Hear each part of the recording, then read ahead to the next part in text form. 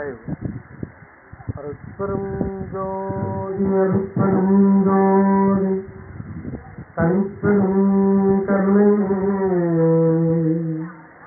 அருட்பெரும் ஜோதி வந்தரும் புரிந்த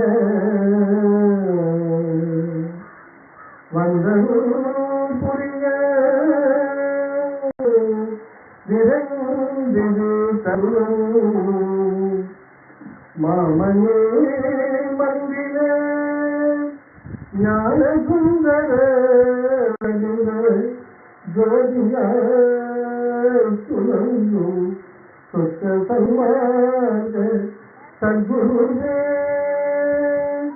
தங்கரூ புரிய வரமெல்லாம்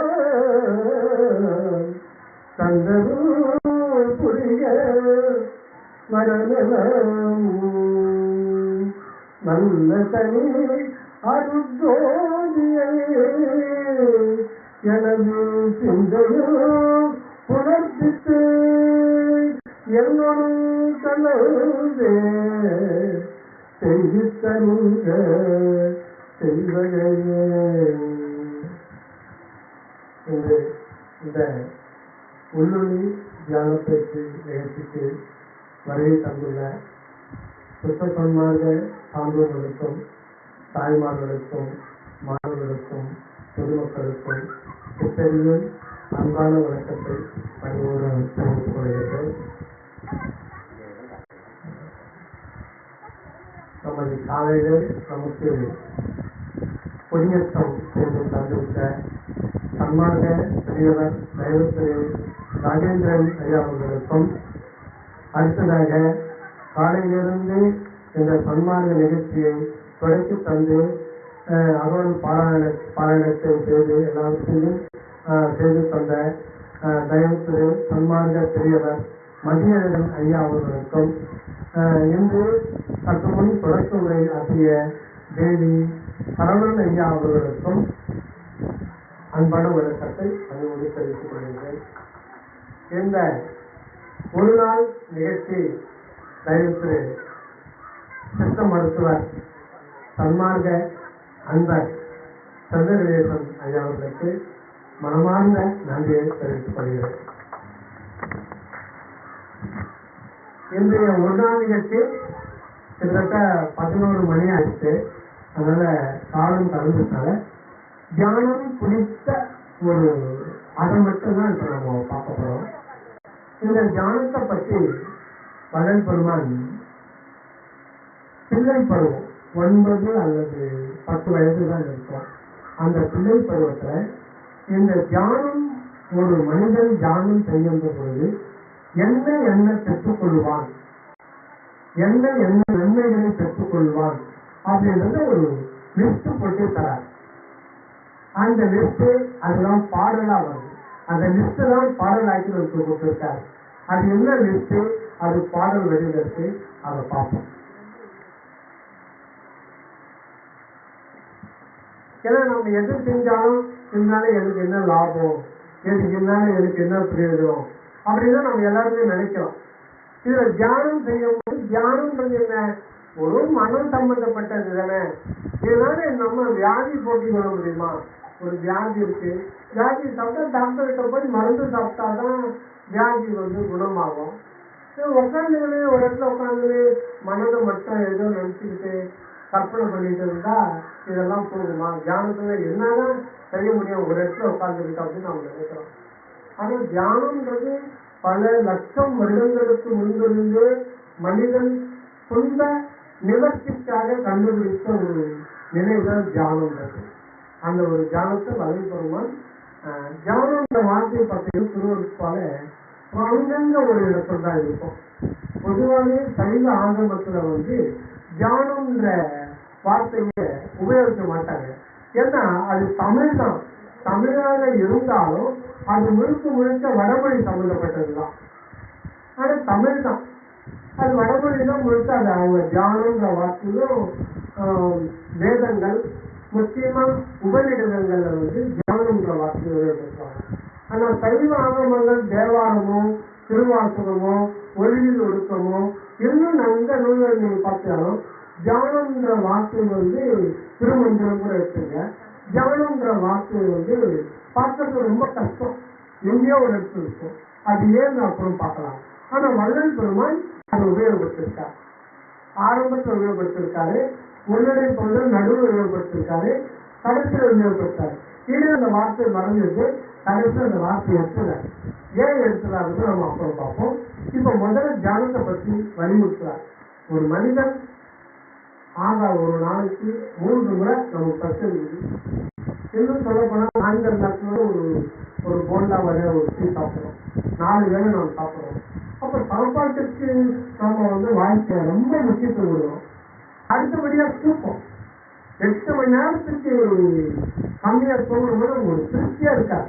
சில பேர் பார்த்தீங்கன்னா காலையில் இருந்து ஒருத்தர் புலம்புறாரு, சரியாகவே தூக்கம் இல்லை, சரியாகவே தூக்கம் இல்லை, சரியாகவே தூக்கம் வைக்க இல்லைங்க. என்ன அது ஏன் கிடைக்க 4 மணிக்கு எவ்வளோ ஒருத்தர் விடுவிடுக்காரன் வந்தான், நாயெல்லாம் ஒரே குறை குறைச்சிட்டு அப்போட தூக்கம் போச்சுங்க. சரி 8 மணிக்கு படுத்தேன், 8 மணிக்கு படுத்தேன், இதில் தூங்க 4 மணிக்கு எழுப்பிடுச்சு. 9, 10, 11, 12, 1, 2, 3, 4 8 மணி நேரம் முடிஞ்சு போச்சு. ஆனா ஒரு 6 மணிக்கு 2 மணி நேரம் தூக்கம் குறைஞ்சி போச்சா அவரால் தாங்கிக்க முடியல. தூக்கம் போச்சு வரவோட குறைஞ்சிட்டு இருக்கார். அதான் மகன் பெருமான் சொல்வார், சோறதே பெரும் பேரு என்று அறிந்தேன், தூங்குவதே சுகம் என அறிந்தேன். அந்த சோறு தூக்கம் இதுதான் நமக்கு மெயின். வாக்கு நாற்பது இது அடுத்து வேற நிறைய இதெல்லாம் இருக்கு. ஆனா தியானம்ன்ற வார்த்தையை கேள்விப்படாத மனிதர்கள் உலகத்தில் இருக்க முடியாது. எல்லோரும் பண்ணனாலும் அதை கேள்விப்பட்டிருப்போம். ஆனால் அதுல வந்து ஒரு நம்பிக்கை கிடையாது, ஒரு ஆர்வம் கிடையாது. அதுல போய் நம்ம இருக்கு அப்படின்னு தான் நம்ம இருக்கிறோம். ஆனா அப்படி கிடையாது. ஆக சாப்பாட்டை விட, நாம் முன்னிருந்த உணவை விட, உறக்கத்தை விட, திருமணத்தை விட, உலக வாழ்க்கையை விட கோடி கோடி பங்கு அதிக முக்கியத்துவம் வாய்ந்ததுன்னா இந்த தியானம். தியானம் ஒண்ணு இல்லை, மனதை ஒருமுகப்படுத்தி உள்நோக்கி பார்த்தார். மனதை பிற சிந்தனைகளிலிருந்து விடுவித்துக் கொண்டு மனதை உள்முகமாக பிரித்து நம்முடைய மெய்ப்பொருளை ஆய்வு செய்தார். அதுதான் ரெண்டு சிம்பிள் தான். இப்போ அந்த தியானத்தை பத்தி நம்ம அப்புறம் சொல்ல போறோம். இந்த தியானத்தினால என்ன நன்மை பெற முடியும், பெற போகிறோம்ன்றத வள்ளல் பெருமான் 9வது சொல்றாரு. இது வந்து இந்த பாடல் அந்த காலத்துக்கு தக்கபடி. இப்ப பைக்குன்னா அந்த காலத்துல தேரு, பழி, குதிரை அந்த மாதிரி. இப்ப பைக்கு, கார் அப்படி பொருள் மாறுகிறது. அந்த காலத்துல வந்து நிலபுரங்கள் நன்சை எவ்வளோப்பா இருக்கு, புன்சை எவ்வளோப்பா அதான் கேட்பாங்க. இப்போ உங்களுக்கு எத்தனை பிளாட் இருக்குன்னு கேட்பாங்க. மொத்தத்துக்கு 5 தாங்க. இப்போ எத்தனை பிளாட் இருக்குப்பா உங்களுக்கு, எத்தனை வீடு இருக்கு, இதுதான். இப்போ நன்சை இருக்கா புன்சை இருக்கான்னு கேட்க மாட்டான். அதை மொத்தத்துக்கு அனுப்பிட்டான். இவருக்கு 10% இவருக்கு தேவையில்லை, எல்லாமே கல்லு கலங்காரமா பில்டிங் தான் தேவைப்படுது. அது அந்த காலத்துக்கு எதுமான பாடல். அது நம்ம அப்போது இது பண்ணிட்டோம். நீருண்டு பொழிகின்ற காருண்டு விளையுந்த நிலமுண்டு பலனும் உண்டு. நீருண்டு பொழிகின்ற காருண்டு விளையுந்த நிலமுண்டு பலனும் உண்டு. நிதியுண்டு புதியுண்டு மதியுண்டு கதியுண்டு நெறியுண்டு நிலையும் உண்டு.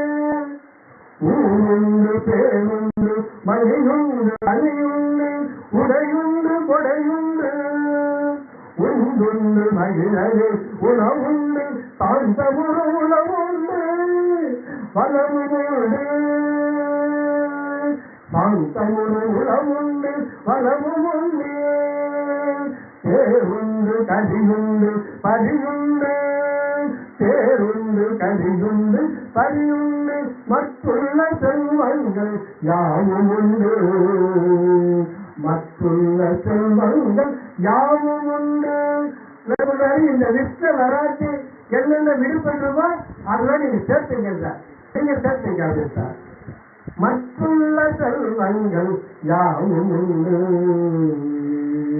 தேவுண்டு வண்டுருவடம் நின்பதே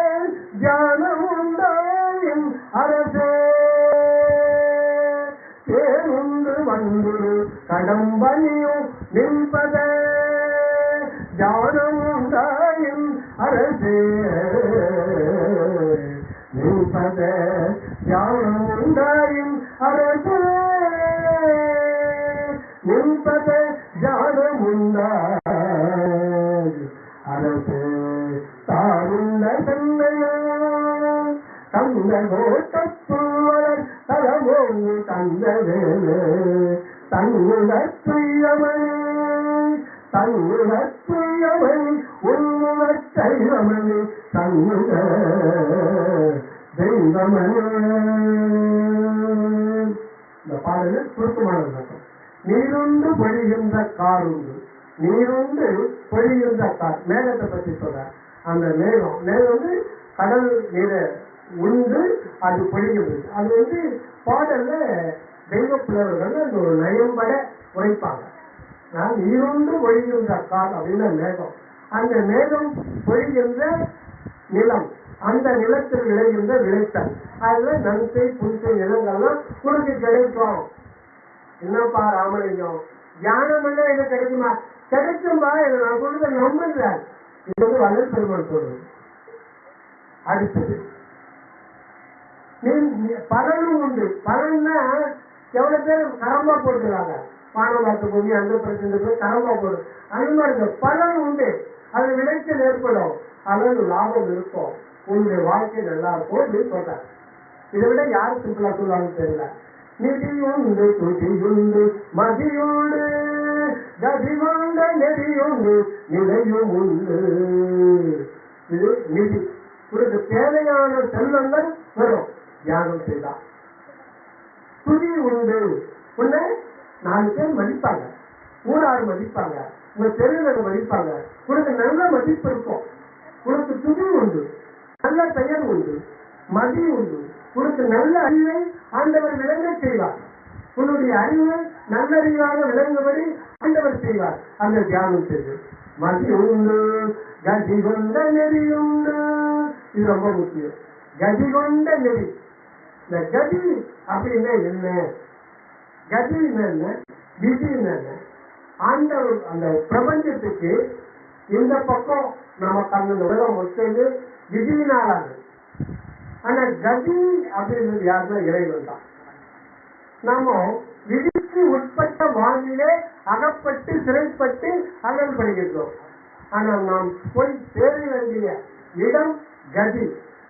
அது சொல்லுவாங்க, நல்ல வீட்டுக்கு அனுமதிக்கிறா, அதுக்கு என்ன அர்த்தம்? அந்த கதினால இறைவன் தான். அருணகிரிநாதர் பாடலை நம்ம தெரிஞ்சுக்கலாம்.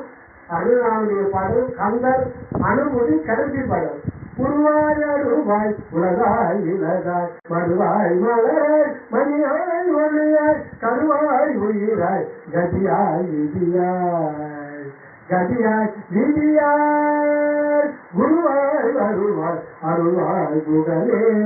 இந்த கதி விதின்ற வார்த்தை இருக்கிறது திருப்பதி முடிக்கிறார் அருணகிரிநாத பெருமாள். இந்த விதி விதி கூட நமக்கு பணியும் அப்படின்றார். நம்ம விதி கூட நமக்கு விவரிக்கின்ற வாழ்க்கையில் ஏறுகின்ற நோய் நொடிகள், இன்பம் துன்பம், சோதனை வேதனை, கஷ்ட நஷ்டங்கள் எல்லாத்துக்குமே விதி. இந்த விதியை சரி பண்ணி கொடுப்பார் இறைவன். ஏன்னா இந்த விதியாகவும் புறநிலையில் இருப்பது ஆண்டவர் தான். ஆண்டவருக்கு மீறி எதுவுமே இல்லை. அந்த மெய்ப்பொருள் தான் நமக்கு புறத்தில் இருந்து விதியாக நம்மை பக்குவப்படுத்தி கொண்டிருக்கிறது ஒவ்வொரு நாளும் ஒவ்வொரு வினாடியும். இது இந்த விதியின் மூலம் நாம் சென்று சேர வேண்டிய இடம் எதுனா கதி. அதுதான் கதி. வளர் பெருமான் கதிக்கு வழிகாட்டு என்ற கண்ணே எப்படி சொல்றாங்க? கதிக்கு வழிகாட்டு என்ற கண்ணே. அந்த நெற்றிகளை பற்றி சொல்றார். இந்த கண்ணு இல்லை, அந்த நெற்றிக்கன்றது இறைவன் தான். மெய்ஞானம், இந்த மெய்ஞானம் தான் இறைவனா இருக்கார். இறைவன் மெய்ஞானம் சொல்லி அவருக்கு பேச உண்மையான கண், அதுதான் 3வது கண் அப்படின்னு சொல்றது. அந்த 3வது கண் என்பதும் நெற்றிக்கண் என்பதும் அந்த மெய்ப்பொருள் தான் இருக்குது. ஆக அவரே கதியாக இருக்கிறார். அந்த கதியை காட்டுக் கொடுக்கின்ற மெய் ஞானமாகவும் இறைவன் இருக்கிறார். ஆக கதி என்பது இறைவன் கடைசியில இறைவன்ல கொண்டு போய் நமக்கு நிச்சயமான வாழ்வை எக்காலம் அழியாது. எத்தனை யுகங்கள் அழியாமல் சென்றாலும் நமக்கு அழியாத நிரந்தரமான நித்திய ஆனந்த வாழ்வை கொடுப்பதுதான் இறைவன் திருவடிகளாகிய அதுதான் நமக்கு உண்மையான கதி. அது யாருக்குனாலும் அந்த கதியை சென்று அடைகிற வரையில எந்த ஜீவனையும் ஆண்டவர் விடமாட்டார். அதுக்கு நாம ஒத்துப்பட்டு வராத மனிதர்களுக்கெல்லாம் சிறு சிறு சோதனை கொடுத்து திருத்த பார்ப்பார். அதற்கும் ஒத்து போனா பெரிய சோதனை கொடுத்து விதி கதையை முடிக்கிற மாதிரி விதி கிட்ட ஒப்படைச்சிருவார். அவர் ஒதுங்கிப்பார். விதி பார்த்துக்கோ, பழுத்த பார்த்துக்கோ. அதனால நம்முடைய லட்சியம் ஆண்டவருடைய அருளை அடைய வேண்டும் என்ற ஒரே நோக்கத்தில் இருந்தமையானால் நமக்கு உலகத்தில் எந்த தொலையும் உண்டாகாது. இது சத்திய வேண்டியதாக. ஆக கதி கொண்ட நெறி உண்டு. அப்போ அந்த கதியை லட்சியமாக கொண்ட ஒரு சன்மார்க்க பாதையை கூட அந்த தியானம் வகுத்து கொடுப்போம். இப்ப அடுத்தடுத்து பாருங்க, மேல்நிலை நன்மையெல்லாம் கொண்டு வர்றார். அடுத்தது நிலையும் உண்டு. நிலையில என்னங்க தமிழ அதான் வரைபொருள் சொல்ற தமிழ் என்பது சுத்த சிவானுபூதியை லேசிலே கொடுத்திருக்கிற ஒரு மொழி என்றுதான் தமிழ் மொழி. எதையுமே லேசல் நினைக்க முடியாது. நிலை அறிந்தார்வால் என்னுடைய பழக்கத்தை அவங்ககிட்ட வச்சுக்கல. நிலையறியேன் அப்படின்றார். அந்த நிலை என்பது என்ன? அதுக்கு ஒரு நிலை அறிந்து சுவாமிகள் ஒரு இது சொல்வார். முத்தி என்பது நிலை முன் ஒரு சாதனம் அர்த்தகர் என்று அற்புதம். சித்தி என்பது நிலை சேர்ந்த அனுபவம் அத்திரை என்ற அற்புதம். நிலை என்ற சொல் நிலையான மெய்ப்பொருளை குறிக்கிறது. பல இடத்துல வள்ளல் பெருமான் நிலையிலே சொல்றார் இறைவனை. ஏன்னா அவர் எங்கெங்கும் அனாதி காலமாக இயற்கையாக நிச்சயமாக நிலைத்துள்ள ஒரு சத்திய பொருள். அதனால அவருக்கு நிலை என்றே பேர். இதை மெய்யருள் வியப்புல முதல் பாடல சொல்றார். தனக்கு நிகரில்லாது என்ற சம்பம் ஒன்றதே தானி போக நூலின் தனத்தில் நின்றதே. கலக்கத்திலே புத்தங்கே நானும் கலங்கி வருந்தே. கலக்கு நீக்கி தூக்கி வைத்தாய் நிலை பொருந்தனே. கலக்கம் நீக்கி தூக்கி வைத்தாய் நிலை பொருந்தனே. இங்க எல்லாரும் இறைவனை பற்றி சொல்றாரு பாருங்க. ரெண்டே முடிச்சுறாரு. அந்த நிலை என்றாலே கடவுள் நிலை தான். வேறு எதுவும் இந்த உலகத்தில் நிலைத்து இருப்பது அல்ல. எதுவும் நிலையானது அல்ல. நம் கண்ணால் பார்ப்பது, காதால் பார்ப்பது, இந்த வாழ்வு கூட நிலையானது அல்ல. நிலையாக இருப்பவர் யாரு? மெய்ப்பொருள். அந்த மெய்ப்பொருள் தான் அருட்பெரும் ஜோதியாக இருக்கிறது. கற்பனை கடந்த மெய்ப்பொருளை கற்பனை கடந்த நிலைகள் தான் உள்ளத்தில் இருக்க வேண்டுமே தவிர இந்த வழியும் அந்த வழியும் இந்த வழியும் சொல்லிட்டு அந்த மாதிரி போகாதீங்க சொல்ல வந்தவர் தான் வரலாம். ஆக வள்ளல் பெருமான் எதுக்கு வந்தாரு? எத்தனையோ ஞானிகள் வந்தாங்க. வள்ளலாருடைய ஸ்பெஷாலிட்டி என்ன அப்படின்னு நம்ம தெரிஞ்சுக்கணும். என்னதான் சொல்ல வந்தார்? 6000 பாடல்கள்லாம் நம்ம வியாக்கியானம் பண்ணிருக்க வேண்டியது இல்லை. அது தனியாக கருத்து வச்சுக்கலாம். 6000 பாடல் இப்ப ஃப்ரூட் ஜூஸ் கொடுக்குறாங்க. எல்லா ஃப்ரூட்டும் போட்டு மிக்சர் அடிச்சு ஃபில்டர் பண்ணி வடிகட்டி நம்ம கொடுத்துறாங்க. அதே மாதிரி 6000 பாடல் ஒரு கற்பனையா சொல்றோம். 6000 பாடல் ஒரு மிக்சில போட்டு மிக்ஸ் பண்ணி அதை எத்தனை சென்டென்ஸ் இருக்கு, எத்தனை வார்த்தை அதெல்லாம் எடுத்து ஜூஸ் பிரிஞ்சு அதை ப்ரெஸ் பண்ணி ஒரு வார்த்தையாக்கனா அந்த வார்த்தை என்னவா வெளியே வரும்னா இரவாமை. மனித குலத்திற்கு இரவாமையை சொல்ல வந்தவர் தான் வள்ளலார். வேற யாரும் சொல்லல. இதுக்கு முன்னே 2 ஞானிகள் சொன்னதெல்லாம் பிறவாமை. ஏன் அப்படின்னா இறப்பை தடுத்து நிறுத்த முடியாது, அது ஒன்றும் பண்ண முடியாது. பிறந்தவன் இறந்துதான் போகணும். பிறவாமை என்பது ஆண்டவருடைய திருவடியில அவருடைய திருவருளாலே நாம் பிறவாமை அடைந்து விட வேண்டும் அப்படின்னு சமாதி கூடி இது பண்ணிட்டார். ஆனா வள்ளலாறு ஆண்டவர் சொல்றார், பிறவாமை முடிவானது அல்ல, இரவாமை தான் நமக்கு தேவை. அதை இரவாமை தான் மனித கொடுத்திருக்காரு. இந்த இரவாமைக்கான காலகட்டம், அதுக்கான காலகட்டம் இப்பொழுது மலர்ந்து விட்டது. பிரபஞ்சம் தோன்றி 1400 கோடின்றாங்க ஒரு சிலர், 17,000 கோடி ஆண்டுகள் தான் ஒரு சிலர். அது கணிக்க முடியாது, அதுக்கு ஆதாரமும் கிடையாது. எத்தனையோ ஆயிரம் கோடிகளுக்கு முன்பு தோன்றிய பிரபஞ்சம் அதுக்கு முன்பே வெறும் வெட்ட வெளியாத்தான் இருந்துட்டான். ஒன்றையே இல்லாத சூன்யமா இருமயமான வெட்ட வெளியிருந்து இந்த பிரபஞ்சம் தோன்று.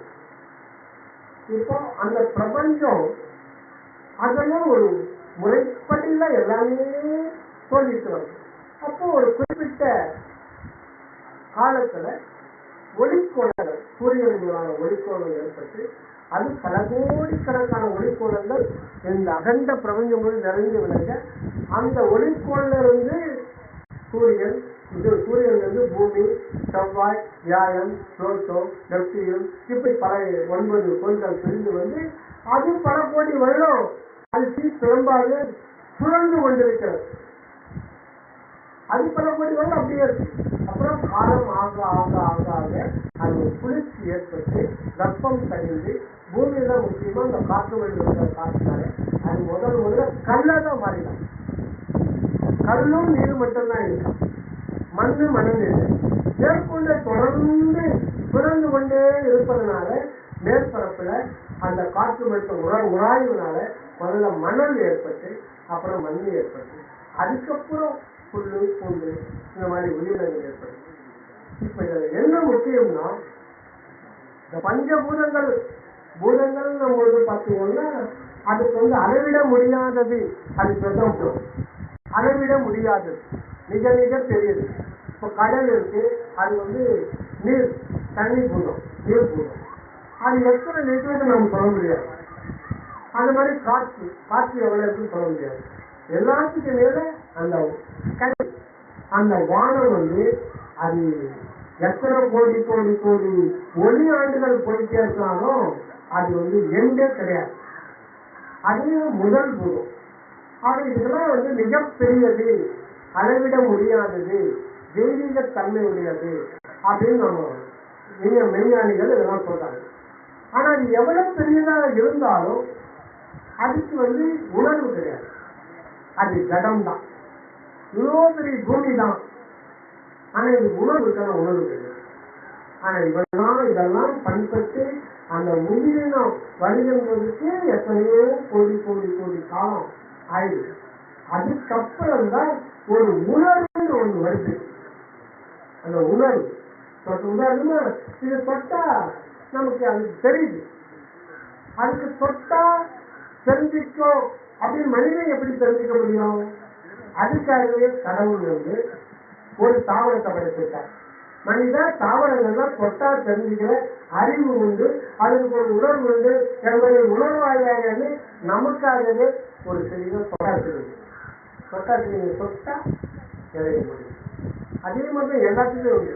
ஆனா அது பிடிக்கல, அது அதனுடைய சுபாவம் இடைய மடிச்சுது. இதெல்லாம் நம்ம தொட்ட உடனே தெரிஞ்சுக்க விட்டுருக்காங்க ஞானிகள். நமக்கு தெரியாது, ஞானிகள் சொல்றாங்க. அவங்க உள்ள புகுந்து போய் எல்லாத்தையும் பார்த்துருவோம். அந்த உயிருக்குள்ள புகுந்து என்னன்னு அதை பார்த்துருவோம். இப்ப அந்த உணர்வுன்றது அதுதான் முக்கியம். இந்த உணர்வு எதுக்கு வந்தது, எப்படி வந்தது, தானா வந்ததா, அதை பற்றி தான் நம்ம மையம் ஆய்வு செய்யணும். அப்படியே பயணமா ஆகி தங்கு சுற்றி 2 அறிவு உயிர்கள், அப்புறம் எறும்பு எடுத்துட்டோம்னா படித்தோம், தொட்டா தெரிஞ்சுக்கிறது, வாசனை அறியது, சுவை அறியது. அதே இனங்கள் அதிகம், லட்சக்கணக்கான இனங்கள். எறும்பு, கொசு, தும்பி, இதெல்லாம் 3 அறிவு. இதுக்கு உணர்வு அதிகமாகும். இதனுடைய உணர்வு பார்த்தீங்கன்னா அனுபவம் அதிகமாக அதிகமாக உணர்வுகள் அதிகமாகும். அந்த உணர்வுகள் இருக்காங்க. அப்ப இதெல்லாம் எதுக்கு இந்த பிரபஞ்சம்? இது எல்லாம் பிரபஞ்சத்துக்கு உட்பட்ட ஒரு காரியம் தொடர்ந்து நடைபெற்றது. எதுக்கு இந்த உயிரினங்கள் வருவிக்கப்பட்டன? சரி, நாம ஏன் வருவிக்கப்பட்டோம்? நம்ம பிறக்கத்துக்கு முன்னாடி நாம இன்னாருக்கு மகனா பிறக்கணும் இல்ல மகளா பிறக்கணும் நினைச்சோம்னா இல்ல, நம்ம பிளான் பண்ணல, எதிர்பார்க்கல. இப்படி இங்க வாழணும், இந்த உலகத்துல இந்த சூழல வாழணும்னு சொல்லிட்டு நாம யாரும் எதிர்பார்க்கல. இந்த பிறப்பு என்பது அது ஒரு தற்காலிகமாக நிகழ்ந்து விட்ட ஒன்றாக நமக்கு தெரியும். இது ஒரு தற்காலிகமாக நிகழ்ந்துவிட்டது, நம்ம எதிர்பாராத ஒன்று நிகழ்ந்துவிட்டது, அதுவே இந்த லைஃப் அப்படின்னு நாம நினைச்சிருக்கோம். ஆனா இது தியானத்துல எல்லாமே மாறும். தியானத்தின் மூலம்தான் இந்த இதுவரை நாம கிரகித்த அத்தனை கருத்துகளும் ஒதுக்கி வேற ஒரு புதிய கருத்து.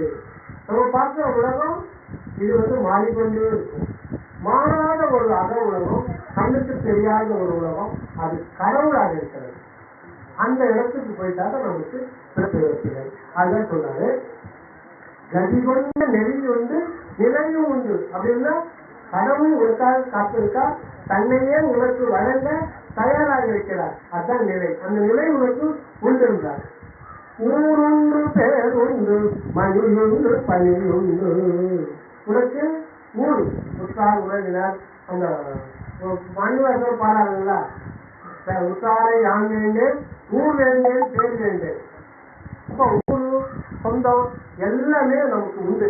எல்லா சொந்த பந்து எல்லா உறவு முறைகள் உண்டு, பேர் உண்டு, நல்ல பேர் உண்டு, மணி உண்டு.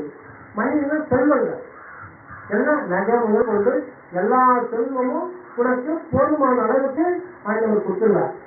பணி உண்டு, நல்ல தொழில் இருக்கும், நல்ல உத்தியோகம் கிடைக்கும், இல்ல நல்ல ஒரு வியாபாரம் செய்யலாம், ஏதோ ஒரு வகையில வியாபாரமோ உத்தியோகமோ எல்லாமே உங்களுக்கு கிடைக்கும். உடையுண்டு கொடையும் உண்டு, நமக்கு கொடை உண்டு. இதெல்லாம் கிடைக்கிறது பெருசு இல்லை. திருவள்ளுவர் சொல்றார், பொருட்செல்வம் பூரியார் கண்ணும் உள்ள. பொருட்செல்வம் பூரியார் கண்ணும் உள்ள. இருந்தவர் மக்கள்களும் பொருளை கற்றுக்கிறாங்க, அது பெருசு இல்லை. ஆனா யார்கிட்ட இருந்தா அது எல்லோருக்கும் நன்மை பயக்கணும்னா ஒரு தர்மம், ஒரு நல்லவங்கிட்ட கொடுத்தா தனக்கு கட்டியது தனக்குன்னு மட்டும் வைத்துக் கொள்ளாம எல்லோருக்கும் வாரி கொடுப்பான். அவன் தான் உண்மையில உண்மையில அந்த பொருட்கள் கருத்து. அதான் ஆக அந்த கொடை வல்லல், அந்த கொடுக்கின்ற குணமும் உங்களுக்கு கொடுத்துருவார். இல்லைன்னா என்ன ஆகும், நீ யாருக்கும் கொடுக்கணும், அது நீங்க அனுபவிச்சு வினையா மாறிடும். வினையா மாறிடு, அந்த வினையை அனுபவிச்சு அடுத்தடுத்த பிரிவுகள் எடுத்துட்டே போகும். அப்புறம் தியானம் நடத்துக்கு பலனே கிடைக்காது. இங்க அடிப்படையான தியானத்துடைய பலன் சொல்ற வரதுனால உனக்கு என்னென்ன தேவை என்னென்ன தேவை இல்லையோ எல்லாத்தையும் கட் பண்ணிட்டு செல்லத்தை கொடுத்து உனக்கு கொடையும் உண்டு. அந்த எல்லாருக்கும் வாங்கி வருங்க வல்லல் தன்மையும் உனக்கு கொடுத்துடல. அதை எத்தனை நல்ல குணங்கள் செல்லும், அத்தனை புற சூழ்நிலைகள் எல்லாமாய் சூழ்ந்து வருகின்ற ஒரு இது தியானத்துக்கு. தியானம் நம்முடைய சூழ்நிலையே மாற்றும். ஐயா இந்த சூழ்நிலை மாற வாய்ப்பே கிடையாதுன்னு நம்ம நினைக்கலாம். ஆனா அப்படி கிடையாது. இந்த சூழ்நிலையிலிருந்து என்னால விடுபட முடியல, நான் தற்கொலை தான் பண்ணிக்க போறேன் இல்ல, சரியான முறையில நேரான வழியில நேரான வாழ்வதற்கு ஒரு அருள் கூட அருள் சொல்லுங்க. இன்னும் பாயிண்ட் பாருங்க தமிழ்ல, அது நேராக வாழ்வதற்கு உன்னுடன் நேரடியாக சம்பந்தம் கொள்ள வேண்டும். அந்த மெய்ப்பொருளோடு நேரடியாக நம்மை தொடர்பு எடுத்துக் கொள்கிற முறைதான் தியானம். இந்த தியானத்தை பற்றி அருள் நான் சொல்லும்போது இது அருமையான பாடல். அது முழு பாடல் எதுவுமே இந்த தனிமண் மணியில் நிற்கிறது இல்லை, 1-2 வழி மட்டும் தான் நிற்கும். அதை மட்டும் சொல்லிடுறேன். இந்த பாடல் திருப்புகழ் முருகனடியாரும் எல்லோருமே தெரியும். இது ரொம்ப ரொம்ப ஃபேமஸான பாடல். சரண கமலாலயத்தை அடைந்த நேரமக்கு அறியாதே. சரண கமலாலயத்தை அடைந்த நேரமக்கு தவமுறை ஞானம் வைக்க அறியாதே. சடக சட மூடமட்டு பவனிலே செலுத்த தமிழ் மயக்கம் மிக மிக மிக ஆழ்ந்த கருத்து. இது யாரையும் பார்த்து சொல்லல, ஞானிகள்லாம் யாரையும் பார்த்து சொல்ல மாட்டாங்க. நாயினும் கதையேன் வில்லிலும் இருந்தேன் ஆகினும் அருளிய அருபெரும் ஜோதி. யாரோடு இருந்த குணத்தெல்லாம் தண்ணி ஏற்றினு பண்ண பெருமா. அதுக்கு நாயினும் கிடையல. அது எல்லா உயிரும் தன்மைகளா ஆனதுனால அது எல்லாமே தன்மையிலாவே பார்க்கற. நான் அந்த இடத்துல அப்படி இருக்கேன். இந்த இடத்த பற்றி பிரச்சனை இல்லை, நீ ஆண்டு கொண்டாய் இறைவா. ஆனா அந்த இடத்துல அப்படி இருக்கவே அப்படின்னு நாயிலும் கடையில் சொல்லியிருக்கின்றார். அதே மாதிரி தியானம் செய்யாத பிறரை பற்றி சொல்லல அப்படின்னு நான் சொல்றேன். தரணகமலாலயத்தை அரணுன்னா அரணுன்னு அர்த்தம் இல்லை, கொஞ்ச நேரம் ஒரு 10 நிமிஷம் பேசிக்காக சொல்றது. எங்கப்பா போய் வர்ற? மதுரைக்கு போறோம்பா, ஒரு பொண்ணை பார்த்து வரேன். அப்படி எத்தனை நாள்? ஒரு 4 நாள் இருப்போம்பா. அது ஒரு போன வழக்கத்துல வரும். அரை நிமிடம் சொல்லிட்டுன்னா அரை நிமிஷத்துல ஒண்ணுமே பண்ண முடியாது. ஒரு அரை மணி நேரம் கணக்கு வைக்கணும். இந்த அரை நிமிடம்ன்றது அது சன்மானத்துல அது ஒரு நாள் ஆகும் பற்றி சொல்லுது. அந்த அரை நிமிடம்ன்றது ஒரு தனி கணக்கு. இப்போதைக்கு என்ன பொருள் சொல்லணும்னா கொஞ்ச நேரம் இறைவனை கொஞ்ச நேரம் சிந்தனை செய்யும். மற்ற சிந்தனைகள்லாம் பற்றரை விட்டு பற்றிய பற்ற அடைச்சினையும் பற்றரை விட்டு அருள் அம்பல பற்றிய பற்றினும் எற்றும் இறங்கிறேன். வள்ளல் பெருமான் சொல்ல வந்தது மனித குலத்துக்கு இரவாமையை சொல்ல வந்தார். என்ன காரணம்? அதுக்கான பரிணாம வளர்ச்சி இந்த பூமியிலே மலர்ந்து விட்டது. அதனால ஹியூமன் பீயிங் மனித சமுதாயம் இரவாமையை பெற்றே ஆக வேண்டும். இதுதான் பிரபஞ்சத்தினுடைய குறிக்கோள். அந்த குறிக்கோளை ஏற்றுக்கொள்ள என்றால் நம்மளை தட்டிக்கிட்டே இருக்கும். அதுக்கான காலம் கழிந்து விட்டது. இது பிரபஞ்சம் தனது நோக்கத்தை நிறைவேற்றிக் கொள்ள போயிடுது. அந்த நோக்கம் என்னென்ன? ஒவ்வொரு ஜீவனும் மனித சிறப்பை பெற்றுக்கொண்ட ஒவ்வொரு ஜீவனும் நித்திய தேகத்தை இழந்து எத்தனை கோடி கோடி ஊழிகள் ஆனாலும் ஆனந்த வாழ்விலே ஒளியுடம்பிலே வாழப்போகிறது. அதுக்கான காலம்தான் முதல் மனிதர் வள்ளல் பெருமான் மாமனிதர் அதை பெற்றுவிட்டார். இனி வருகின்றவர் எல்லாரையும் அவர் பெற வைப்பார். அங்க போயிட்டு இருக்க எறும்புமே ஒரு காலகட்டத்தில் இது வரலாறா மாறிதான் ஆகும். இல்லைன்னா அடுத்த ஆண்டவர் விடமாட்டார்.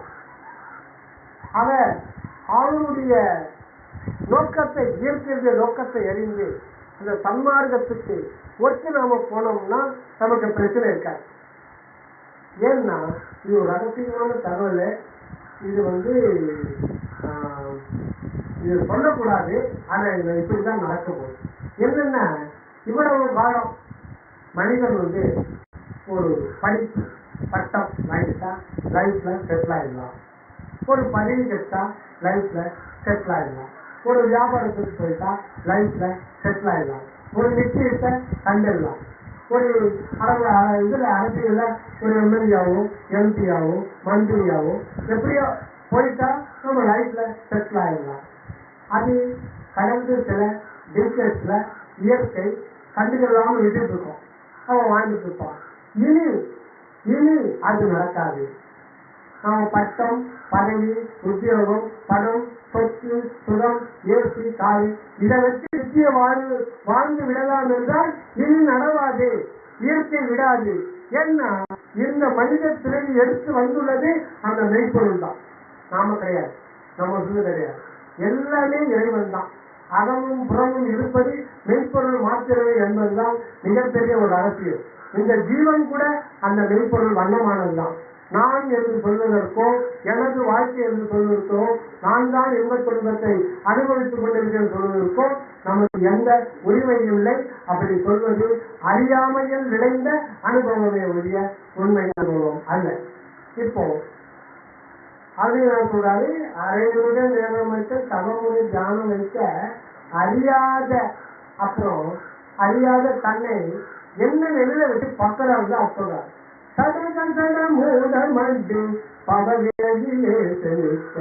தமிழன் நெடியால் வயத்தோ ஜடம் சொல்லுங்க, ஜடமரணி சொல்லுங்க. ஜடம் கசடுன்னா இப்போ ஒரு மூலிகைலாம் கொண்டு வரணும். எல்லாத்தையும் போட்டு வைத்தியம் சொல்றாரு. நம்ம செல்லையா ஒரு 5-6 மூலிகை போட்டு இதுல ஒன்றா போட்டு உங்களுக்கு இருக்கிற வியாதிக்கு நல்லா கொதிக்க வைங்க. சுண்ட வைங்க, வடிகட்டி கசாயம் எடுத்து வடிகட்டி அந்த கசடு செக் போடணும். கசடு வேண்டாம் அப்படின்னு சொல்றாங்க. கசடுன்னா உதவாதது. தமிழ் எப்படி பாருங்க. கசடுன்னா உதவாது. நம்மளே சொல்லல, அவரே சொல்லிக்கிறார். நாம யாரும் ஃபீல் பண்ண வேண்டாம். தியானம் பண்ணாலும் உதவாத வேண்டாம். தியானம் பண்ணலன்னா அவன் ஜடம் கொண்டவன். மூட மட்டி அப்ப அவன் யாரு அப்படின்னா நம்ம எல்லாம் என்ன சொல்றாருன்னா, அடியார் என்ன சொல்றாருன்னா, பகவினையிலே செழித்த முன் செஞ்ச பாவத்துக்கு தக்க தண்டனை அனுபவிப்பதற்காக ஒரு பாவப் பிறவியை எடுத்து வந்த இவன் என்று சொல்வதற்கு தவிர வேறு என்ன இருக்கிறது? ஒரு பாவத்தை அனுபவிப்பதற்காக தண்டனை அனுபவிப்பதற்காக எடுப்பதற்காக வேற ஒன்று இந்த பிறவில வருகிறது. சதகசடம் மூலமன்று பகவினையிலே செழித்த தமிழன் மெடியால் மயக்கம் உருவேனே. மெடியால் மயக்கம் உருவேனும். மெடினா வறுமை. இங்கே அறிஞர் சொல்லுகின்ற வறுமையானது பொருளால் உண்டான வறுமை இல்லை, அறிவு இல்லாத குறையினால் ஏற்பட்ட வறுமை தான் சொல்றாங்க. அறிவில்லாத குறை அதுதான் உண்மையான மெடி. மற்ற பொருள் இல்லாத குறை இன்னைக்கு பொருளாதவருக்கு நாளைக்கு உயர்த்தலாம் பெற்றுக்கொள்ளலாம். ஆனால் அறிவை இழந்து விட்டால் திரும்ப பெறுவது கஷ்டம். அதனால இளமையிலே அறிவோடு ஒழுக்கத்தோடும் அன்போடும் பணிவோடும் இரக்கத்தோடு இருந்து வாழ பழகிக் கொள்ள வேண்டும். வயது ஆகாக வளைந்து கொடுக்கிற தன்மை மனதுக்கு மாறிவிடும். அதனால இளம் பிரயாணத்திலிருந்து தியானம் செய்வதற்கு நாம் பழகிக் கொள்ள வேண்டும். அதான் சொல்ல உணவுண்டு உணவுண்டு உண்டு மகிழவே உணவுண்டு. ஒரு எக்காலத்துக்கும் சாப்பாட்டுக்கு எந்த குறையும் இல்லை, அது கேரண்டி. அந்த ஒரு அப்புறம் சாந்தம் உணவு உண்டு. இதுதான் ரொம்ப முக்கியம். சாந்தம் எப்பவுமே அமைதியா எப்பவுமே மன நிறைவா இருக்க முடியும். தியானம் செஞ்சா ஒரு அரை மணி நேரம் போதும். அதுக்கு மேல 24 மணி நேரத்துல விடையகால தியானம் 5 to 5:30 12 சூரியன் உதயமாகத்துக்குள்ள தியானத்தை பண்ணி 5 to 5 டைம் எடுக்கணும். அதாவது நம்ம பேச்சுலரா இருக்கோம், ஒரு இது நடக்கல அப்படின்னா நம்ம எழுந்து பல்லு மட்டும் வரைந்து தியானத்தை உட்காந்து. ஒரு தம்பதிகள் இருந்தா குளிக்கணும் அப்படின்னு ஒரு மாதிரி ஒரு இது இருந்தா குளிச்சுட்டு உடனே டைம் வேஸ்ட் பண்ணக்கூடாது. ஏன்னா அதுக்கு ஒரு காரணம். விழிப்பு நிலையில நாம இறந்த ஒரு நிலைக்கு தான் சாரி உறக்க நிலையில போகும்போது நம்முடைய இருப்பு உணர்வை இழந்து விடுகிறோம், நாம் இல்லாமல் போகிறோம். இன்னும் பகிரங்கமாக சொல்ல வேண்டும் என்றால் நாம் இறந்து விட்டோம். உறங்குகின்றோம் என்பது உண்மை அல்ல, நாம் இறந்து கிடக்கிறோம். இப்போ செல்ல கணேசன் ஐயா எங்க வீட்டுக்கு வராரு, சென்னைக்கு பார்க்கணும்னு வராரு. அப்போ நான் வீட்டுல உள்ள இருக்கிறேன். எங்க வீட்டுக்காரர்கிட்ட கேட்கிறாரு, அம்மா பார்க்கணும் ஐயா அப்படின்னு சொல்றேன். இல்லைங்க இப்போ அவரும் வெளியில சுத்திட்டு இப்பதான் தூங்கிக்கிட்டு இருக்காருங்க அப்படின்னு. தூங்கிக்கிட்டு இருக்காருன்னு அவங்க சொல்றாங்க. ஆனா தூங்கிக்கிட்டு இருக்கிறேன் அந்த தனித்தனி எனக்கு பொருந்தாது. என்ன இருக்கிறேன்ற உணர்வு எனக்கு இல்லை. தூங்கிக் கொண்டு இருக்கிறேன் அது கூட கிடையாது. நான் ஒரு சூன்யம், நான் என்ற ஒன்று இல்லவே இல்லை. உறக்கத்தின் போது நாம் டோட்டலி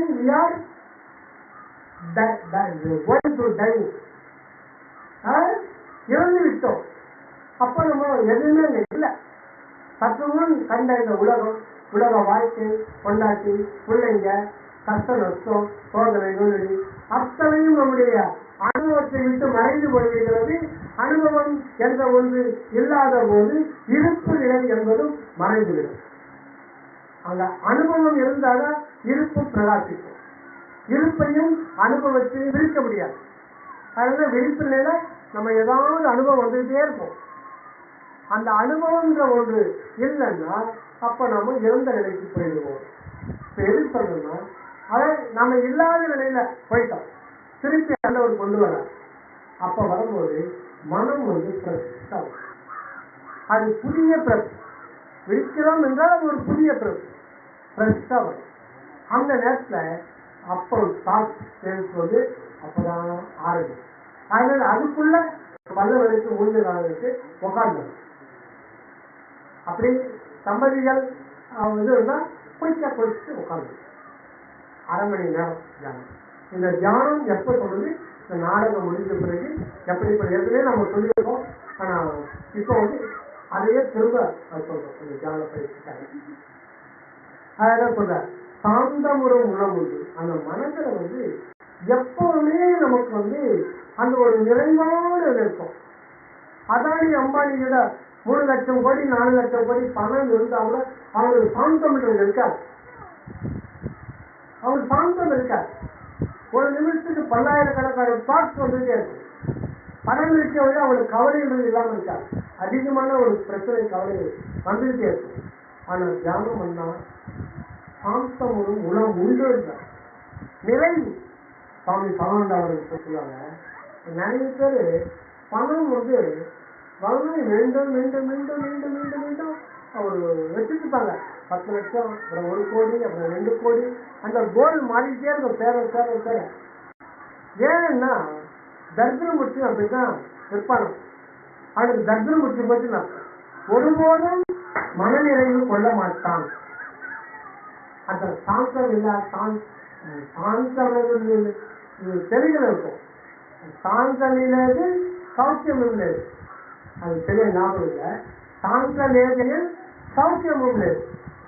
உடம்புல உள்ள மனதில ஒரு சாந்தம் அமைதி இல்லைன்னா உடம்புல பலவிதமான நோய்கள் கண்டிப்பா சேரும்.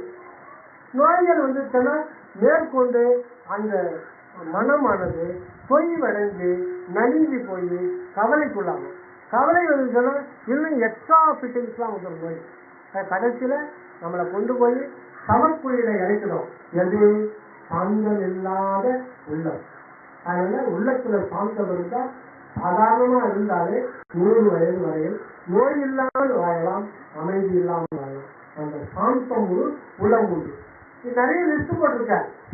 இதெல்லாம் போட்டுட்டு அப்புறம் தேருண்டு தேருண்டு கரியுண்டு பரியுண்டு. அந்த காலத்துல குதிரை யானை, அந்த காலத்துல இதெல்லாம் சொல்ற. இப்ப நாம இது பண்ணோம்னா காரு பைக்கு அந்த மாதிரி நம்ம இது பண்ணிக்கலாம். அது எல்லாமே உண்டு. எப்போ நின்பத தியானம் உண்டாகிறது. ஆக தியானம்ன்றது எவ்வளவு நன்மைகளை கொடுக்கக்கூடியது என்பது இந்த பாடல்ல 9-10 வயது கொண்டு இந்த பாடல் இருக்கிறார். இப்போ வள்ளல் பெருமான் 1874 மேட்டுக்குப்பத்துல சன்மார்க்க கொடி ஏற்றிட்டு ஒரு நீண்ட உபதேசம் புதன்கிழமை நினைக்கிறார். காலையில் 8 மணிக்கு ஆரம்பிச்சு 2-2.5 மணி நேரம் நீண்ட உபதேசம் பண்றார். அந்த உபதேசம் பண்ணி முடிச்சுட்டு ஒரு சென்டென்ஸ் சொல்றாரு. அந்த சொல்றாரு, எல்லோருக்கும் இப்ப இருக்கிற 800 கோடி மக்களுக்கும் தான், எல்லோருக்கும் தாய் தந்தை அண்ணன் தம்பி முதலான ஆப்ஷனரால் செய்யப்பட்ட உதவி எவ்வளவோ அதை விட கோடி கோடி பங்கு அதிகமாக உதவி தரும்படியான இடம் இந்த இடம். அந்த இடம் எது? அந்த இடம் எது? ஆனா அதை போடல. ஆனா பிரிண்ட் போட்டவங்க பிராக்கெட்ல சிட்டி விழாதுன்னு அந்த மேட்டுக்கு போய் போட்டாங்க. அது அவங்களுடைய சொந்த இருக்கு. அந்த இடம் அது. சீரிடம் பெறுவோர் திரு சித்தம்பலத்து திகழ் தனி தந்தையே. சீரிடம் பெறுவோர் திரு சித்தம்பலத்து திகழ் தனி தந்தையே. நின்பால் சேரிடம் அறிந்தே சேர்ந்தனும் கருணை செய்திடத்தாய்க்கு யாரிடம் புகுவேன், யார் கெடுத்தல் குறை இசைத்தேன், போரிட முடியாது துயரொரு நாள் பொருட்களேன் அருகே. இப்பொழுதே அந்த சீரிடம் பெறுவோர் திருச்சிற்றம்பலத்து சேரிடம் அறிந்தே செல்வது. பெரியவர் சொல்லுவாங்க, சேர இடம் பார்த்து செல்லா, சேரிடம் அறிந்தது. நாம் சேர்ந்த இடம், சேர வேண்டிய இடம் இந்த இடம் தான். அதனால்தான் இந்துக்கள் இந்த இடத்துல ஒட்டு வைக்கிறது, திருநூறு வைக்கிறது, நாம வைக்கிறது. எதுக்குன்னா நாம் உண்மையாக இருக்கின்ற இடம் நமக்குள்ளதான் ஆண்டவர் இருக்காரு. அந்த ஆண்டவர் வசிக்கின்ற இடம் ஆண்மை இல்லம். அந்த ஆன்மா தங்கிக்கிற இடம் எங்கன்னா இந்த தலைக்கு நடுவர். இது 10,000 ரூபாய்க்கு சுத்தம் சொல்லிட்டாங்க. உச்சிக்கு கீழே அந்நாவுக்கு மேலே நீங்கள் மற்ற விளக்கு எரிந்தது வாழைப்பெண்ணே அறியாமல் எரிவது வாழையடி அச்சுள்ள விளக்கது வாழையடி. அதுதான் இங்க பொருள். அதாவது குளோசப்ல காணி குளோசப்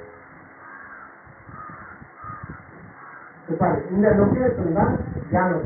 இது வள்ளல் பெருமாள் சொன்ன ஒரு தியான முறைதான் நம்ம எப்படி நம்ம எளிமையா புரிஞ்சுக்கிறது, வேகமா எப்படி உண்மையான தியானத்துக்கு போறதுன்னா எத்திக்கல் சுவாமி சமாதானம் சொல்லிக்கிறேன். வள்ளல் பெருமாள் வந்து என்ன சொல்ல முடியா, தியான மயமான பசிப்பு மாறும். தியான மயமானால் பசிப்பு மாறும். பசிப்புன்றது அகராஜில துன்பம் வரும். ஆனா எத்திக்கல் சுவாமி சமாதானம் சொல்றாங்க, இதுல ஏ டு இசட் அத்தனை அடையும். ஏன் எடுத்துக்கிட்டோம்னா தலைவலியை கூட வச்சுக்கலாம். இருந்து என்னென்ன உடல் வலி அத்தனை ஆரம்பித்து மரணம். மரணம் தான் பொசிப்பு. தியான மயம் ஆனால் பொசிப்பு மாறும். மரணம் இல்லாத நிலையை வாழலாம், வாழ வேண்டும். வாழலாம்னா விருப்பம், சாய்ஸ் கிடையாது. The only choice to human being, you have to live forever. இல்லைன்னா உங்களுக்கு அடுத்த பிறகு சோதனைகள் வரும், நோய் நொடிகள் வரும். நமக்கு நோய் நொடிகள்லாம் வரதுக்கு என்ன காரணம்? நாம் செஞ்ச வினை. அதிலிருந்து மற்ற சமய மதங்கள் சொல்லும். ஆனா சன்மார்க்கம் அது கிடையாது. உன்னை அகம் திருப்புவதற்காகத்தான் ஆண்டவர் உனக்கு தலைவலியும் வயிற்று வலியும் கேன்சர் கொடுக்கிறார். நீ திரும்பி விட்டால் அது ஓய்வடைந்து விடும், நம்மை விட்டு பிரிந்து விடும். இதுக்கு பகவான் சாமி சொல்றார், பலன்பெருமான் சொல்றார். என்ன சொல்றாருன்னா, உடற்பிணி அனைத்தையும் உயிர்ப்பிணி அனைத்தையும் அடற்பட தடுத்த ஆர்த்திக மருந்து.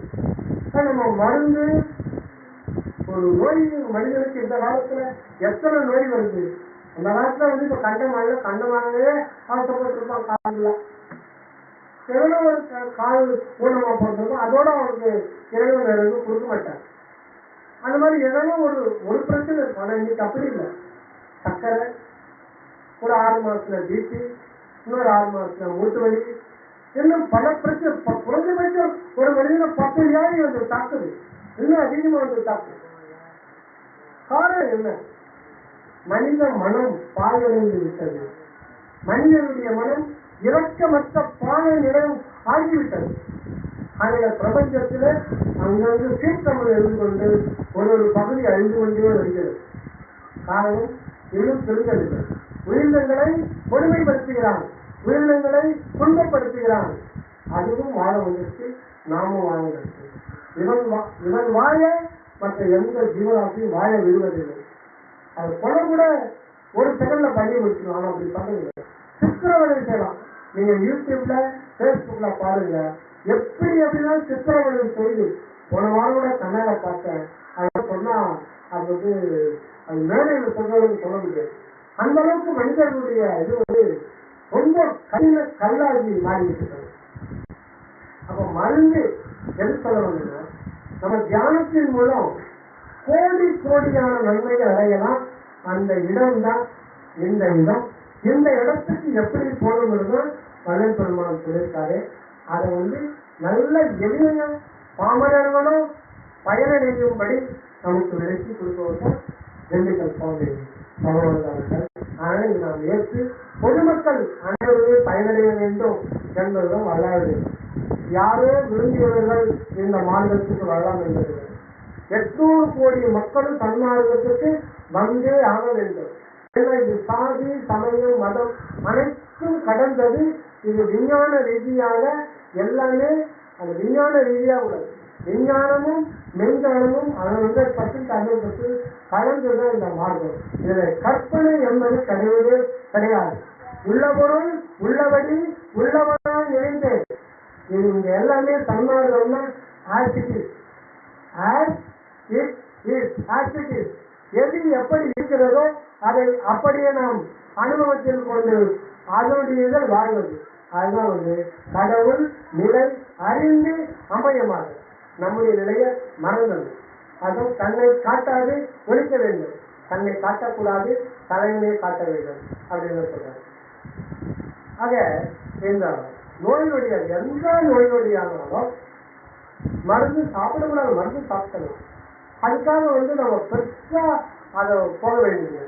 இப்ப ஐயா இருக்காரு, செல்வகணேஷ் ஐயா, சிறந்த ஒரு மருத்துவர், நல்ல ஒரு பிறருடைய துன்பம் தீரணும் அப்படின்றதுக்காக இருக்காங்க.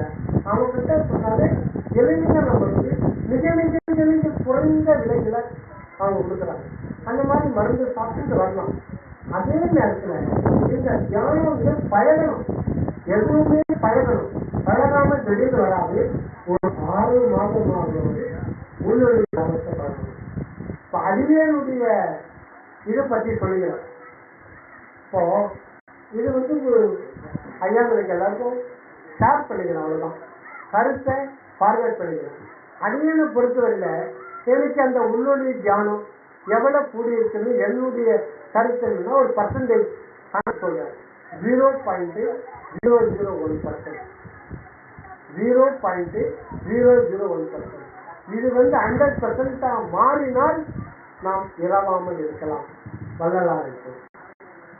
இது வளர்பெருமான் சொல்றாரு. ஆன்ம ஒழுக்கத்துல எல்லா ஜீவர்களின் 84 லட்சம் வேதமுடைய எல்லா ஜீவர்களுடைய ஆன்மாவே சபையாகவும் அதற்கு உள்ள இருக்கிற உள்ளொளியே படியாகவும் கண்டு நிற்றல் வேண்டும். அந்த உள்ளொளியோட ஒன்றி வாழ்கின்றவர்கள் தான் அந்த 100% உள்ளொளி தியானத்தில் இருக்கிறாங்க. அவங்களுக்கு எக்காரும் எத்தனை கோடி கோடி ஊழிகானாலும் அவருடைய வேகம் அழியாதுன்னு வள்ளலார் சொல்றார். அவர் சொல்றார், ஞான சரிகள் 28 பாடலை படிச்சு பாருங்க. ஒரு 48 நாள் தொடர்ந்து படிங்க ஞான சரி. அது பேரரசு இன்னொரு பேரு மரணமில்லா பெருவாள். அதை சொல்ற இன்னொரு பாடல் சொல்லும்போது, பிறந்தவரை நீராட்டி பெருக வளர்க்கின்றீர், இறந்திடும் போது அரசுகின்றீர், இரவாத பெருவரம் நீர் ஏனடைய மாட்டேன் மறந்திருந்து பிடி மூப்பில் உனக்கு சம்மதமோ. எவ்வளவு சொல்ற வள்ளலார் சொந்த வல்லது. இப்ப பிரசன்ட் டைம்ல இருக்கிற மக்களுக்கு மட்டும் இல்ல, இப்ப பிரசன்ட் 800 கோடி மக்களுக்கும் சொல்ற. விருப்பப்பட்ட கடைபிடிக்கலாம் கிடையாது. ஒவ்வொரு தனி மனிதனுக்கும் இனிமேல் சன்மார்க்கத்துக்கு வரலன்னா பிரச்சனைக்கு உட்படுத்தப்படுவான். தப்பா நிறுத்திக்காதீங்க, நீங்க அந்த திட்டாலும் பரவாயில்ல. இது ஒரு ஐயாவுக்கு ஆண்டவரே சொன்னது. அது எப்ப சொன்னாங்கன்னா பெருமானுக்கு 200வது ஆண்டு அவதார தின விழாவில் அவருக்கு ஆண்டவரே உணர்த்தினாரா. ஆனால் சொல்றதுக்கு பயப்பட்டு 1 மாதம் கழித்து ஒரு டெலகிராம்ல போஸ்டிங் பண்ணார். அதிகம் நமக்கு இல்லை. அந்த அவர் சொன்னார், உருவ மத்தியில சிற்சபையில் நிலைக்காதவர்களுக்கு இனிமேல் இயற்கை சோதனை தரும். நீ எங்கு இருக்கிறாயோ அந்த இடத்தில் நீ நிலை கொண்டால் ஆனந்தமாக வாழலாம், ஆனந்தமாக வாழ வேண்டும். அப்படி ஆனந்தமாக வாழ இங்கு வந்திருப்பது அந்த மெய்ப்பொருள். அதனால நான் வாழ வந்திருக்கிறேன், நீ வழிவிட்டு விடு. உன்னுடைய கருத்தினை இடையில் திரிக்காத புஷ்பாவரம். அப்படி நமக்கு நோய்நொடி வருது. அதுக்கும் மருந்து திண்டுக்கல் சுவாமி அவர்கள் அவர்கள் இறைவனுக்கு கேட்கிறார், எனக்கு ஒரு மருந்து என்ன மருந்து கேட்கிறாங்க. இதே மாதிரி வல்லல் சொல்லுவோம், உடற்பிணி அனைத்தையும் உயிர்ப்பிணி அனைத்தையும் அறுப்பது தவிர்த்த அரிசிவ மருந்து அப்படின்னு சொல்றாரு. அதே தான் இறைவன்கிட்ட திண்டுக்கல் சுவாமி பரவாயில்லை எனக்கு ஒரு மருந்து கொடு இறைவா அப்படின்னு கேட்கிறாங்க. அந்த பாடலை பார்ப்போம். உடலின் பிணிக்கும் உயிர் பிணிக்கும், உடலின் பிணிக்கும் உயிர் பிணிக்கும், உகந்த மருந்து அருளுமென்று, உகந்த மருந்து அருளுமென்று, கடல் தேனுலகில் காணல, கடல் தேனுலகில் காணல, கருடல் மருந்து தந்துள்ளோ, கடல் கருணை மருந்து தந்துள்ளோம். மனமை தவிப்பு பார்த்தாலே, மனமை தவிப்பு பார்த்தாலே, இந்த வார்த்தை முக்கியம். உள் பார்த்தாலே, இந்த உள் என்ற வார்த்தை ரொம்ப ரொம்ப ரொம்ப முக்கியம். உள் உள்ளனாலே அந்த கடவுள் தான் வரும். இன்னர்மோஸ்ட் பிளேஸ், இன்னர்மோஸ்ட் பிளேஸ், உள்ள போக போக போக நுண்ணிய இடம். அந்த இடத்துல தான் நமக்கு நித்யானந்த வாழ்வு, சச்சிதானந்த வாழ்வுக்கு அந்த உள். அதை முன்னோக்கியை கொண்டு பார்க்கணும். அதை முன்னோக்கி கொண்டோ தொலைநோக்கி கொண்டோ அந்த பொருளை பார்க்க முடியாது. ஏன்னா அது மார்க் கிடையாது, அது மெய்ப்பொருள், அறிவு சார்ந்த கருணைய விரிவான பொருள். அதை முன்னோக்கி கொண்டு முன்னோக்கிக்கு மேல் இருக்கிற நிராகார இருக்கிற நம்ம நோக்க வேண்டும். மடமை தவிர்த்து பார்த்தாலே மகிழ்வாய் கொண்டு வாழ்வாயே, இடத்தை திங்கள் விடை கொள்ள, இடத்தை திங்கள் விடை கொள்ள. பிள்ளைகள்லாம் ஐயோப்பா தமிழ் நான் ஒண்ணு தொந்தரவு பண்ண மாட்டேன். அது எந்த பிள்ளையாண்டாலும் சரி, 90% பெய்தலாக கண்டிப்பாலும் சரி, 100% கிடைக்கும். இந்த உள்ளொழி ஜாமன் என்கின்ற அருமருந்தினார் வள்ளல் பெருமான் பல இடத்துல சொல்லியிருக்கார். அம்பல தரத்தை அருமருந்தே. அது எடுத்தோடனே நாம அருமருந்தேன் தான் அர்ப்பன் ஜோதி ஆண்டவரை போட்டார். பார்த்த போதே பிடிக்கை நிற்கும் மருந்து. இது நோய்கள் இல்லை, எந்த போதனையும் இந்த தியானம் செய்யும் போது வராது. ஆனா சரியான தியானங்களை தேவையா. ஆக இந்த லொகேஷன் தான் முக்கியமா சொன்னாரு. நாடகத்துக்கு என்ன சொல்றது, நாடகம் என்ன தெரியுமா, நாடகம் 12 அப்போ இந்த இடத்தில் தான் ஆண்டவர் இருக்காரு. ஒரு நிமிஷம் தான், ஒரு நிமிஷம்.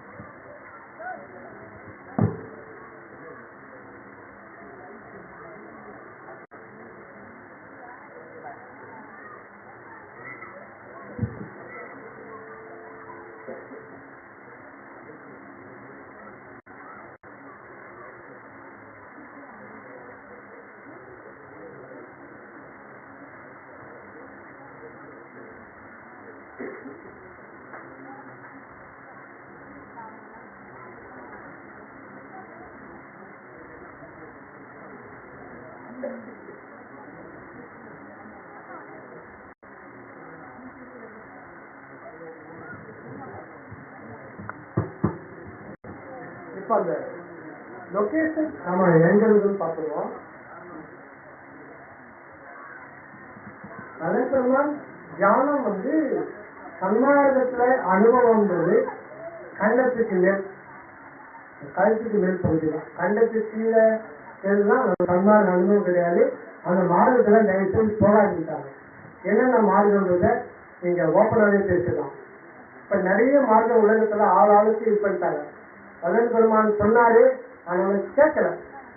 அதன் பெருமான் சமயம் மத மார்க்கங்கள் முக்கிய தடைகள் இதுதான். இப்போ மூலாதாரத்துல குண்டலி ஏற்புறேன், குண்டலி ஸ்தவம், அது ஒரு முறை. அது செயற்கை முறை, கற்பனை முறை என்றார். அது இங்கிருந்து மேலெல்லாம் போகக்கூடாது. இது சொத்த சன்மார்க்கம் என்பது கடவுளோடு ஒரு நேரடி தொடர்பு முறை. இது முழுக்க முழுக்க சத்தியார முறை. அதனால இந்த குண்டலி அதுன்னு சொல்லி இடைத்தரவுகளை கொண்டு நாம இது பண்றது இல்லை. இப்ப குண்டலின்னு அது கடவுளா இல்ல அது ஆன்மாவா, அறியப்படு பொருளா அறிகின்ற பொருளா, வேறு எதுவுமே இல்லை. இல்ல அது திருவருளா. இப்ப என்ன இது குண்டலின்னா இருக்கு, ஐயா அங்க இருக்கு. அது குண்டலிலாம் இங்க கிடையவே கிடையாது. அப்புறம் வாசியை பிடிச்சிக்கிட்டு அடைய வேண்டாம். அது நடைமுறை வாழ்க்கை ஒத்து வராது. இன்னும் எத்தனையோ இருக்குங்க. இது எல்லாத்தையுமே ஒழிக்க வந்தவர் தான் வள்ளல் பெருமான். இந்த காலத்துல இருக்கு குரு சிஷ்ய முறை. இது வரணும்னா தீட்சை வாங்கணும். பரிசு தீட்சையோ, திருவடி தீட்சையோ, நவன தீட்சையோ, வாக்கு தீட்சையோ, மந்திர தீட்சையோ ஏதோ ஒன்று வாங்கிட்டு தான் இது பண்ணணும். அந்த முறையில ஒழிக்க வந்தவர் வரலாறு. அவருக்கு நிறைய பேர் தீட்சை கேட்க வந்தாங்க, கொடுக்க மாட்டேன்ட்டார். நிகழ்ச்சியெல்லாம் கிடையாது. உனக்குள்ள அற்புதம் ஜோதி ஆண்டவர் அவருக்கார், அவர் தான் ஒரு குரு. உனக்குள்ள இருக்கிற ஆண்டவர் தான் குரு. எனக்குள்ள எந்த அற்புதம் ஜோதி ஆண்டவர் பரிபூர்ணமா இருக்காரோ உனக்குள்ள இருக்காரு. கதவை தட்டு, அவர் வருவார். வெளியில போய் தேடாரு, குருவை வெளியில தேடாது சொல்லிட்டாரு. அதனால சுத்த சன்மார்க்கத்துக்கு வந்த குரு யாரும் வெளியில கிடையாது. அவங்களுக்கு இருக்கிற உள்ளொடி அதுதான் அப்பரும் ஜோதியா இருக்கு. அவர் தான் உறுதி வேண்டனா அவர் கதவு தந்து அவரே உள்ள வருவார். நம்ம உருக்கம் அங்கே உயிர்களிடத்துல தயவும் இருந்து நம்ம கதவை தட்டோம்னா அந்த கதவு திறந்துட்டு உள்ள வந்து நம்ம உள்ள கூட்டுக்கலாம். இப்போ இந்த இடம் எங்க இருக்கு, நம்ம எந்த இடத்த வச்சு தியானம் பண்றது, இது ஒரு புற அடையாளம் தான். நம்ம மனசுல வச்சுக்கணும்னா உச்சிக்கு கீழே, உச்சிக்கு கீழே அண்ணாத்துக்கு மேல, புருவ மத்திக்கு மேல ஒரு 3 குச்சி எடுத்துங்க. குச்சி 3 குச்சி எடுத்துங்க. ஒரு கற்பனையா சொல்ற இந்த உச்சந்தலையில அப்படியே இறக்குங்க, புருவ மத்திக்கு உள்ள அப்படியே இறக்குங்க, அண்ணாத்துக்கு மேல கிராஸா இருக்கு. இந்த 3 குச்சி சந்திக்கிற இடம் எந்த இடம்னா இந்த இடம். அதாவது இந்த இடம் பெருங்குல நம்ம மண்ணில 3 முனைகள் இருக்கு. ஒன்று பெருமுறை, இல்ல பெரிய முனை. அடுத்தது பார்த்தீங்கன்னா இந்த பண்டு வடக்கூடிய எச்சி கொடுத்துருக்காரு. அவங்க ஆமா ஐயா கொடுத்துருக்காருங்க. ஆக நம்பர் 1 போட்டுக்கிறது பெருமுனை, அது பெரிய முனை. அடுத்தது நம்பர் 2 போட்டுக்கிறது திருமுனை. அந்த திருமுனைன்னு பார்த்தீங்கன்னா நமக்கு கீழேந்து வர்ற முதுகு தண்டு வடக்கூடிய முடிவு நிலை முகட முறையா நம்ம மாறிடுச்சு. இது அது திருமுனை. 4வது இதுல முகட மூளை 3வது மூளை முகட மூளை. இந்த முகட மூளைக்கு மேல ஒரு வெற்றிடம் இருக்குது. அந்த வெற்றிடம் ஒரு சிறிய அளவிற்கும். அந்த வெற்றிடத்தில் தான் அற்புதம் ஆண்டவர் ஒவ்வொரு எறும்புக்குள்ள இருக்கார், எல்லா உயிர்க்குள்ள இருக்கார். ஆனா அங்கெல்லாம் வெளிப்படுறதுக்கு அந்த ஜீவன் வெளிப்படுத்திக் கொள்வதற்கு வாய்ப்பு கிடையாது. ஏன்னா மனம் என்ற 6வது அறிவு மலர வேண்டும். மனம் மலர்ந்தால்தான் அதாவது வெளிப்படும். ஆக அந்த பக்கத்துல நமக்கு வந்திருக்கோம். இதையும் பல 1000 வருடங்களாக நம்ம மனிதர்களை இருக்கு. பல்வேறு சமய மத மார்க்கங்கள் எல்லாம் சென்று சென்று இழைத்துதான் இப்ப நம்ம வள்ளல் பெருமாள் அவருடைய சன்னிதானத்துல நமக்கு அடைக்கலம் கொடுத்துறாருன்னா சும்மா வேற அவருடைய அனுமதி இல்லாம நம்ம வர முடியாது. அவருடைய அனுமதி இருந்தால்தான் நாம இங்க வர முடியும். அப்போ நம்ம எப்படி அனுமதி வாங்கியிருக்கோம்னா பல பிறவிகள்ல நாம் அனுபவித்த கஷ்டங்கள் நமக்கு தெரியாது. நாம் அனுபவித்த துன்பங்கள், நாம் பட்ட பாடுகள், இதெல்லாம் அவர் சமமாக ஏற்றுக்கொண்டார். நாம் பட்ட அவஸ்தைகள், முன் ஜென்மத்தில் பட்ட அவஸ்தைகள் எல்லாம் அவர் அதை சமமாக ஏற்றுக்கொண்டு நமக்கு அருள் புரிந்து அவருடைய திருச்சமூகத்திலே சேரும்படி அவர் ஆணையிட்டதினாலே நாம் இப்போ அனைவரும் சென்று முடிகிறோம். அதுல இப்ப நாம் சேர வேண்டிய இடம் எங்கன்னா இந்த ஒன்றுதான். கீழிடம் பெருங்கோர் திருச்சிற்றம்பலத்து திகழ் தனித்தன்மையே இங்க இருக்க. ஆனா இது எல்லாமே ஒரு அடையாளங்கள் தான். தியானம் பண்ணும்போது இந்த அடையாளங்கள் காட்டி கொடுக்காது. இது ஜஸ்ட் ஒரு இன்ஃபர்மேஷன். அதனுடைய இயல்பே வேற. அது உலகமே வேற உலகம். அது அக உலகம், அருட்பெருவெளி. அந்த வெளிக்கு போறதுதான் நமக்கு வெள்ளிவர் சுவாமி வள்ளல் பெருமாள் சொன்ன வழிமுறையை நமக்கு காட்டி கொடுத்திருக்காரு. இப்போ அன்பர்கள் தங்களை அறிமுகப்படுத்திக் கொண்டு தங்கள் அனுபவத்தை ஒரு 5 நிமிடம் இது பேச வருமாறு அன்போடும் பணிவோடும் தாழ்மையோடும் கொஞ்சம் கேப் கிடைத்து நாடகம் பார்த்துட்டு அதுக்கப்புறம் மீண்டும் தண்ணி சொல்லலாம். நீங்கள் ஒவ்வொருத்தரும் வந்து தங்கள் தியான அனுபவத்தை அல்லது என்ன சந்தேகம் இருந்தாலும் நீங்கள் வந்து திண்டுக்கல் சுவாமி சொன்னவர்கள் அந்த சந்தேகத்துக்கு ஆல்ரெடி பதில் கொடுத்துருக்காரு. அதை அப்புறமா பகிர்ந்து கொள்ளலாம். இப்போ எல்லாரும் வாங்க. இப்போ நிறைவு திருமதி சந்திரலேகா அம்மையார் ரிட்டையர்டு இந்தியவோ அம்மா, அவங்க வந்து இங்கே தான் நாகப்பட்டினத்தில் இருக்காங்க. அவங்க விளையாடுறதுல வந்து ரொம்ப ஈடுபாடு இருக்காங்க. அவங்களோட பயிற்சி இருக்காங்க. அவங்களுடைய அனுபவத்தை சொல்லும்படி கேட்டுக்கொள்கிறேன். நிறைவாக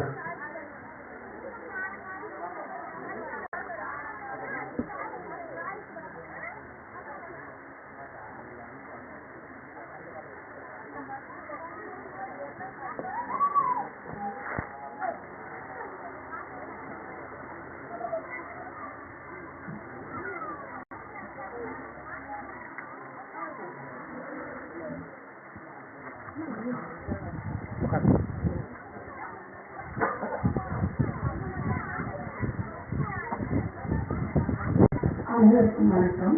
அருட்பெருஞ்சோதி தனிப்பெரும் கருணையை அருட்பெருஞ்சோதி. அங்குள்ள பதினாறு அனைவருக்கும் பிறந்த ஆண்டு பாடம் பெற்று வருகிறது. எனக்கு ஒரு புத்தகம்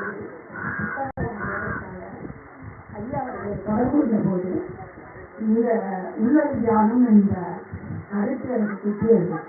அதற்கு முன் உள்ளல் தியானம் என்றால் என்ன என்று தெரியாது. எந்த தியானம்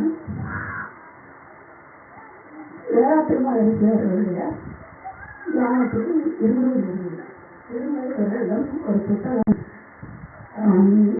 அகல் விளக்க ஒரு புத்தகம் வாங்கி கேட்டபோது அவரிடம் பேசிக் கொண்டிருந்த போது எனக்கு ஈடுபாடு முழுவதும் நான் இந்த காலத்தையும் முன்னாக்கிவிட்டேன் என்று அதிலிருந்து எப்பொழுதாவது ஐயா அவரிடம் தொடர்பு பேசுவதற்கு ரொம்ப தயக்கமாக இருக்கும். நான் எல்லா பேரும் பேசுகிறேன்.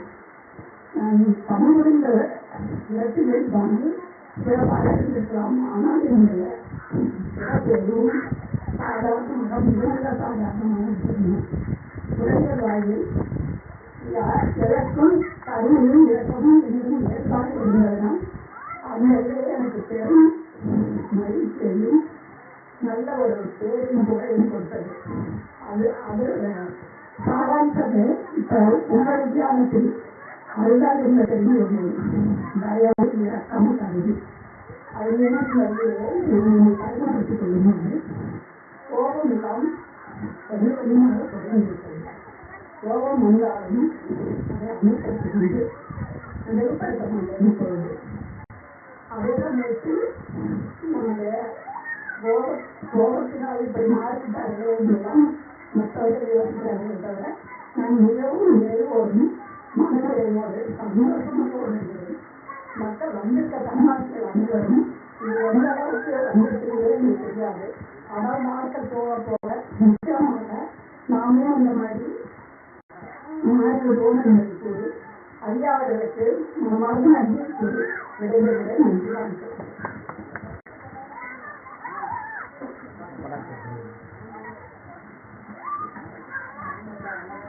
ஐயா வாங்க.